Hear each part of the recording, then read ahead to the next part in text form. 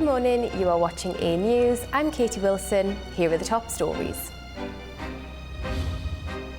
US President Donald Trump and Russian President Vladimir Putin hold a phone call.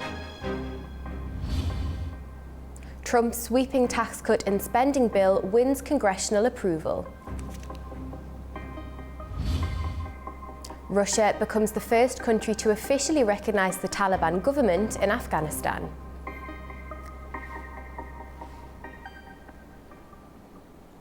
President Trump's phone call on Thursday with Russian President Vladimir Putin centred on the ongoing conflict in Ukraine. Frustration is mounting in Washington that efforts to end the war have not resulted in any progress so far. Our correspondent Ubi Shabandar has more from Washington, D.C. U.S. President Donald Trump and Russian leader Vladimir Putin spoke over the phone on Thursday. The conversation centered on the ongoing war in Ukraine, with President Trump calling for a rapid end to that conflict. A Kremlin official told the press that Putin stressed that the Russian military would continue its ongoing operations in Ukraine. Russian forces occupy approximately 20% of Ukraine's territory, with most of it captured since the launch of a full-scale invasion in 2022. Almost immediately following the phone call between the two leaders, Russia launched another barrage of drone attacks on the Ukrainian capital of Kyiv, suggesting that Moscow does not intend to end the war anytime soon. Ukrainian President Vladimir Zelensky, meanwhile, told reporters in Denmark that he hopes to speak to Trump as soon as Friday about the Pentagon's recent decision to pause shipments of air defense systems and artillery shells that were slated to be transported to Ukraine. Pentagon officials were concerned that the U.S. military stockpile of these weapons was running dangerously low and could be needed in case of an unexpected conflict on other fronts. The Russian army has launched its summer offensive in Ukraine and has been launching frequent waves of missile strikes on Ukrainian centers of population. Ukraine faces a Russian summer offensive and frequent attacks on a number of civilian targets. Though outnumbered, Ukrainian forces have been able to strike deep into Russian territory. Earlier in the week, a Ukrainian missile strike in the Russian Kursk region managed to eliminate Major General Michael Gudkov, the Russian Navy's deputy commander. And a number of Ukrainian drone strikes have managed to destroy Russian fighter bombers parked in air bases hundreds of kilometers away from the Ukrainian border. But concerns are growing that Russian forces, with their persistent pressure, could manage to break through Ukrainian lines in the eastern part of the country. Ukrainian officials are hoping that they can convince the White House to continue American shipments of weapons in order to help Ukrainian forces to counter Russian strikes and to blunt the Kremlin's summer offensive. President Trump also told reporters late on Thursday that he, quote, is not happy about the war in Ukraine. And he stressed that his discussion with Vladimir Putin did not make any progress about the war.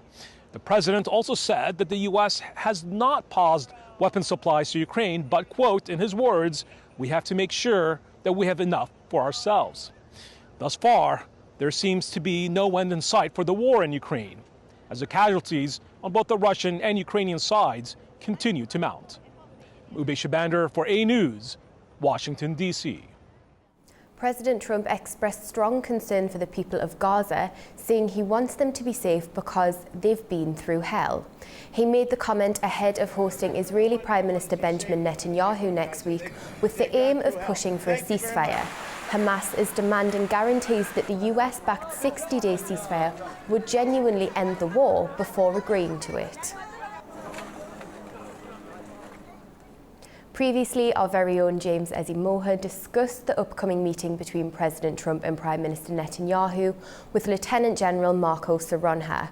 Marco said that ending the war in Gaza is in the interest of all sides, but noted that both Trump and Netanyahu have their own ambitions. Using the example of an Israel-Iran ceasefire, Marco expressed his belief that Trump could push Netanyahu towards a ceasefire. Donald Trump is the only one that can do it. Maybe 1 month ago, nobody believed that Donald Trump could have imposed a ceasefire between Iran and Israel, and they did it. So it's I suppose that's the only one. It's important for the United States because the United States have a view for the Middle East of peace. Yeah, I know that, for peace, of course, all the governments, all the countries can improve their lives. Of course, we are not going to have a solution for all the problems of Middle East, a lot of them, but at least peace, it's important to put people sitting together and to diplomatically try to exchange views and figure out solutions for the several problems that the region has. Even Israel, even the United States, as you know, and Israel also. So open some links with Syria also to try to involve Syria. Iran should be involved also in the security architecture of the Middle East security. It's important also. So it's the main thing is stopping hostilities and try to figure out a solution and put people seated together to discuss and to come to terms with the end of the war and find political solutions for the conflicts. President Trump's massive tax and spending bill has narrowly passed the House, setting the stage for him to sign it into law today, on Independence Day. The bill locks in major tax cuts while cutting funding for healthcare and social programmes, fueling debate over its impact on the nation's debt and working families. After months of political wrangling, US President Donald Trump's tax and spending package passed its final test in Congress. The Republican-controlled House approved the 869-page bill by a narrow 218 to 214 margin, passing it by just 4 votes. On this vote, the yeas are 218, the nays are 214. The motion is adopted. The One Big Beautiful Bill is a central part of Trump's 2024 campaign promises. It makes his 2017 tax cuts permanent and introduces new breaks for tips and overtime pay. It also funnels billions into border enforcement and immigration crackdowns, while cutting dozens of federal programs. Critics say the bill cuts Medicaid, reduces food aid, scraps green energy credits, and is estimated to add $3.4 trillion to the country's debt. Some experts believe Republicans voted out of loyalty to Trump rather than thinking about possible consequences of the bill. Some Republicans voted for this bill despite their own personal preferences. So some people may have been sort of individual losers, if you will, perhaps people who are concerned about the size of the national debt but voted for this bill anyway, largely because of their loyalty to Donald Trump. There's also some Republicans who are more moderate, who are concerned about cutting Medicaid benefits, and they still cast a vote for this bill. The Congressional Budget Office says the bill will push U.S. debt past $36 trillion. However, some experts think that Democrats who voted for the bill did it as a political move. I think Democrats are going to adopt a bit of a populist message themselves, saying that Republicans are extending taxes and giving new taxes to the wealthiest Americans while hurting the medical benefits for poorer Americans. And so I think that is a political tactic that is likely to be successful for Democrats. With both sides gearing up for a messaging war, political observers say how this bill is framed could determine control of Congress. Well, the United States has removed export restrictions on advanced chip design software to China, signalling a major change in trade relations between the two countries. Our correspondent Manu Makdoum has more from Beijing. The United States has officially lifted export restrictions on advanced chip design software to China, marking a significant shift in bilateral trade policy. The move benefits key U.S. semiconductor firms, including Cadence, Synopsys, and Siemens, whose tools are critical for China's semiconductor capabilities. The step is widely seen as a partial reversal of the tech decoupling strategy that Washington has been aggressively pushing and pursuing in recent years. The U.S. has also rescinded curbs on ethane export to China, finally allowing petrochemical American shipments to resume. The rollback measures are prompted by growing concerns among American industries about the loss of market share and the long-term impacts of these highly restrictive trade policies on the global supply chain. While stakeholders from both sides have welcomed the news, it is not a full normalization of trade relations.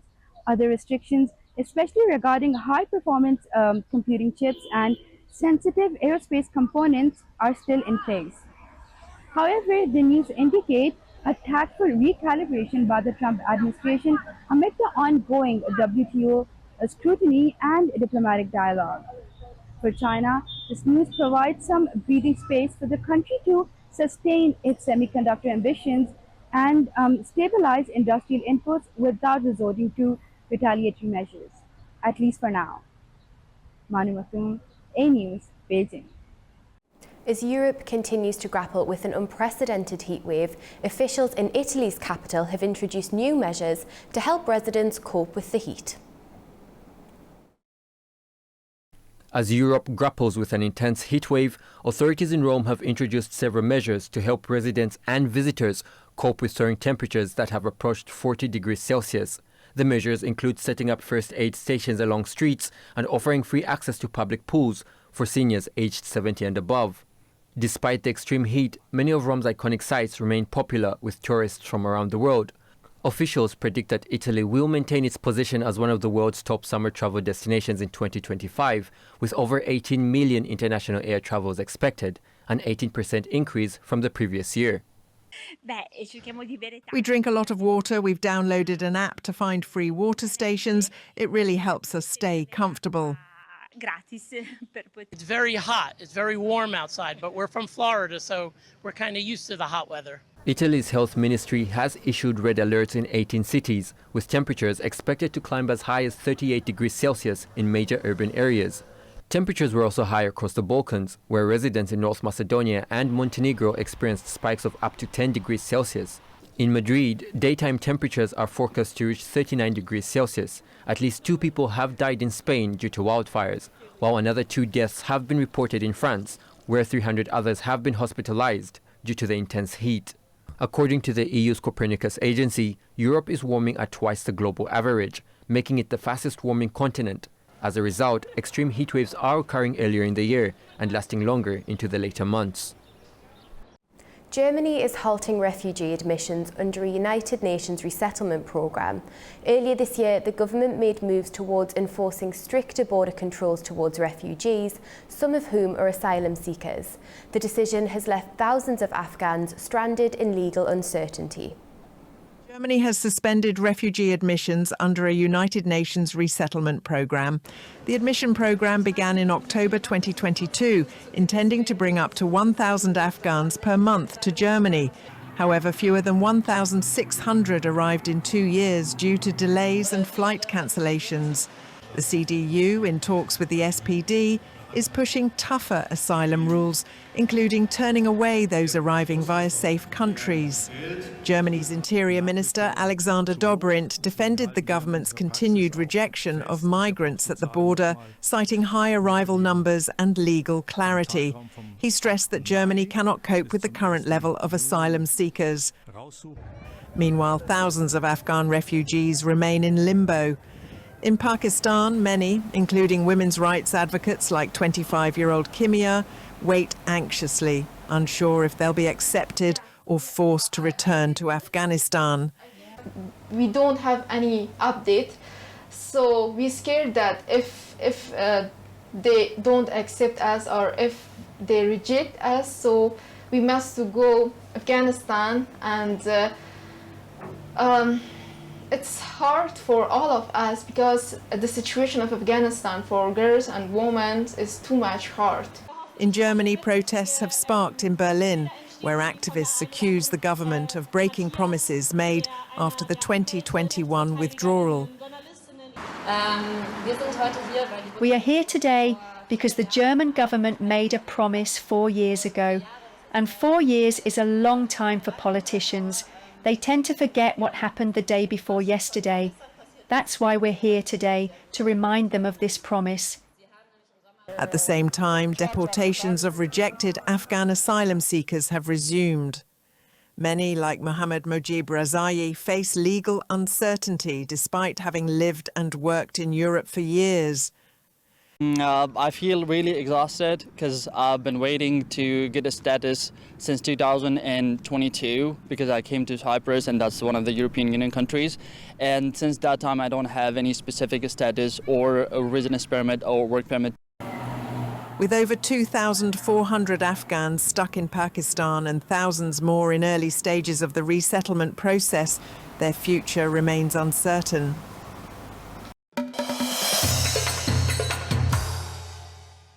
Russia has formally recognised the Taliban-led government in Afghanistan, becoming the first country to do so since the group took power in 2021. The Russian Foreign Ministry says it aims to strengthen cooperation in security in economic sectors, including energy and infrastructure. While no other country has formally recognised the Taliban government, several countries, including China, the UAE, Uzbekistan and Pakistan, designated ambassadors to Kabul in a step towards recognition. Georgia has expanded the powers of its migration authorities amid a rise in deportations. New laws now allow police and migration officers to inspect the homes and workplaces of suspected undocumented foreigners. They can enter private property with a court order or owner's consent and request documents like work permits. In the first half of 2025, Georgia deported more than 500 foreigners. New rules will tighten fines and entry bans for visa violations starting in September. From March next year, foreigners will need special work permits. Armenia has formally announced its intention to join the Shanghai Cooperation Organization. Yerevan says the country aligns with the SCO's core principles. Armenia is currently an observer state and became a dialogue partner in 2016. China has been encouraging deeper Armenian engagement with the bloc. Kazakhstan plans to upgrade its transport network to boost freight traffic and trade. The country's president spoke to the transport minister, stressing the need to expand road, rail and air links, emphasising Kazakhstan's strategic goal of becoming a key transit hub, connecting trade routes across Eurasia. 75 military aircraft are taking part in the Anatolian Eagle 2025 drills in Turkey, including 45 from the Turkish Air Force and 30 from other nations. Azerbaijan is participating with 2 Su-25 jets. Ankara's NATO allies and other partners such as Qatar, Egypt, Saudi Arabia and Jordan are also taking part in the exercises, meant to enhance military cooperation and test capabilities. The English edition of The Cuisine of the Yerevan Khanate was presented to audiences in Baku. The book covers not only culinary traditions but also broader cultural heritage. This book opens a window into the everyday life of the Yerevan Khanate through its kitchen. It's a well-documented collection that revives local recipes with historical clarity. It's a sharp reminder of where this tastes truly come from. The newly launched English edition of The Cuisine of the Yerevan Khanate was introduced to readers in Baku, offering international audiences a deeper look into the rich culinary and historical heritage of Azerbaijan's western territories. The Yerevan Khanate, which once covered parts of today's Armenia, was home to a significant Azerbaijani population before mass displacement and cultural erasure. The book compiles rare archival materials, maps and historical records to document this heritage. Project manager of this book emphasised that the book goes far beyond recipes.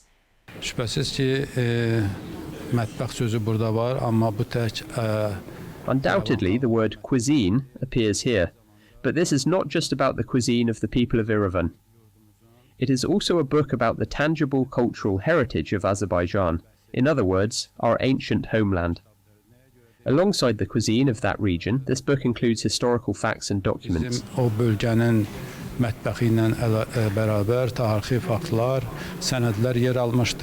The book, which encompasses 413 recipes, has gained international acclaim. In November 2020, it won first place at the Gourmand World Cookbook Awards in Paris, one of the world's most prestigious recognitions in food literature. It is also proudly on display at the Alfred Nobel Prize Museum in Karlskoga, Sweden. During the event, authors of the book also addressed modern attempts to appropriate this cultural legacy.